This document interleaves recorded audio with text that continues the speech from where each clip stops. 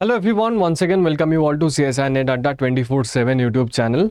तो हाल ही में आपका एग्जामिनेशंस CSI नेट एग्जामिनेशंस ख़त्म हुआ है और उसका आंसर की रेस्पॉन्स सब कुछ आ चुका है। अब उसका चैलेंजिंग वगैरह भी सीन हो चुका है और फाइनल आंसर की भी बहुत ही जल्दी आ जाएगा, तो डेफिनेट बात है।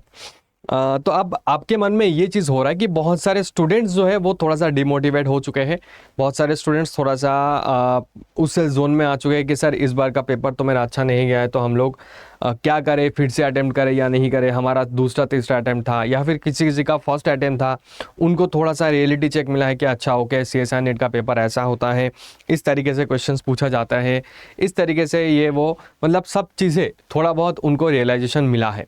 अब क्वेश्चन ये रहा कि अगर मैं नेक्स्ट अटेम्प्ट के लिए तैयारी करूं तो क्या मेरा जून के पहले पेपर सिलेबस खत्म हो सकता है, या फिर जो स्टूडेंट्स फर्स्ट टाइम अपियर करने वाले हैं बेसिकली जून वाला एग्जामिनेशंस में, तो उनके लिए क्या अभी से अभी से लेके जून तक पेपर एंड होने का चांसेस है, मतलब सिलेबस एंड होने की चांसेस है या नहीं।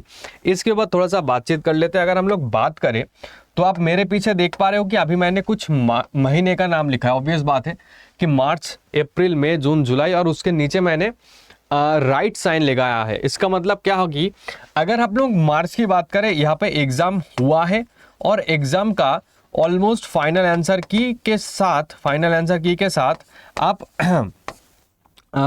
रिजल्ट्स का भी एक्सपेक्टेशन हम लोग लेकर चल सकते हैं। ठीक है, फाइनल आंसर की के साथ रिजल्ट का एक्सपेक्टेशन लेकर चल सकते हैं। तो उसके बाद अगर मैं बात करूं तो इस महीने में देखो डिस्ट्रैक्शन बहुत होगा। अगर आप डेडिकेटेडली प्रिपरेशंस करना स्टार्ट करोगे तो डिस्ट्रैक्शन इन द सेंस कि ऐसे पेपर आएगा, फिर कट ऑफ आएगा, फिर रिजल्ट आएगा, तो उसमें डेफिनेट बात है हर एक स्टूडेंट्स को मन में यही मतलब वो थोड़ा सा डिस्टर्ब रहेंगे, डिमोटिवेटेड रहेंगे, वहाँ से फिर से खुद को उठाना पड़ेगा। तो इसीलिए अगर हम लोग देखें तो properly April, May, June and July, specially जितने भी सारे फर्स्ट अटेम्प्ट वाले हैं या फिर जिसका दूसरा या फिर तीसरा अटेम्प्ट होने वाला है, तो उनके लिए थोड़ा सा चैलेंजिंग होने वाला है। स्पेशली फर्स्ट अटेम्प्टर के लिए बहुत ज़्यादा चैलेंजिंग होने वाला है कि 4 महीने में आपको सिलेबस किसी भी हाल में ख़त्म करना पड़ेगा। ठीक है, 4 महीने में आपको किसी भी हाल में सिलेबस खत्म करना पड़ेगा। सेकंड और थर्ड अटेम्प्ट वालों को अभी आपके पास 4 महीना है जिसमें आप अपने कंसेप्ट्स को बिल्कुल ही तगड़ा, बिल्कुल ही स्ट्रांग बना सकते हो, एकदम ही अल्टीमेट लेवल पे जाके लेकर जा सकते हो। तो ये जो सेकंड एंड थर्ड अटेम्प्टर वाले हैं उनके लिए 4 months is enough to prepare for the next paper.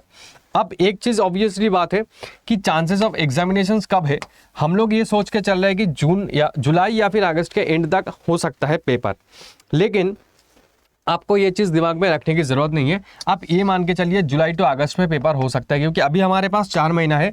तो साइकिल तो ऐसा नहीं होगा कि विद इन 4 मंथ्स पेपर कराया जाए। एटलीस्ट 6 महीने का टाइम रहता है, तो 5 के एंड में हुआ है तो जुलाई टू अगस्त तक जाने का चांसेस है। तो इसी मान के चलिए, क्योंकि अगर आप सिलेबस खत्म करना है आपको, तो जुलाई तक आपको सिलेबस डेफिनेटली खत्म करना पड़ेगा।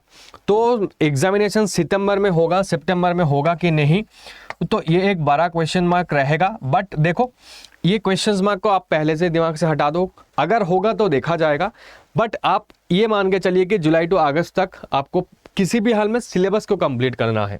ठीक है, सिलेबस कंप्लीट मतलब ऐसा नहीं है कि एक बार रीडिंग कर लिया मैंने और एक बार रिवीजन कर लिया तो मेरा सिलेबस खत्म हो गया। सिलेबस खत्म मतलब सिलेबस के साथ साथ PYQ सॉल्व, उसी के साथ साथ क्वेश्चन प्रैक्टिस, सब कुछ करके, मतलब एकदम जिसको कहते हैं कि बेसिक से लेके एडवांस तक कंसेप्ट्स क्लियर करके फिर PYQ सॉल्व कर लेना, ये सब कुछ विद इन जुलाई के अंदर आपको खत्म करना पड़ेगा to qualify GRF for the next session, मतलब नेक्स्ट जो एग्जाम आने वाले हैं। तो इसका मतलब आपके पास अगर देखा जाएगा तो 3 से 4 महीना ओवरऑल मिलने वाला है।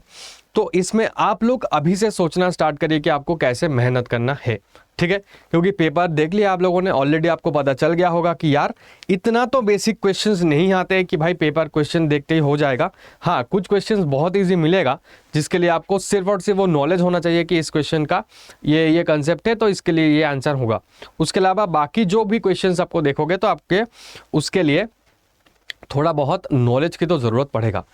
तो इतना इजी भी नहीं रहा आप एग्जामिनेशंस। आप एग्जामिनेशन जो हो चुका है ऑलमोस्ट आप मॉडरेट लेवल में, मतलब स्टैंडर्ड लेवल में बोल सकते हो CSI नेट का पेपर।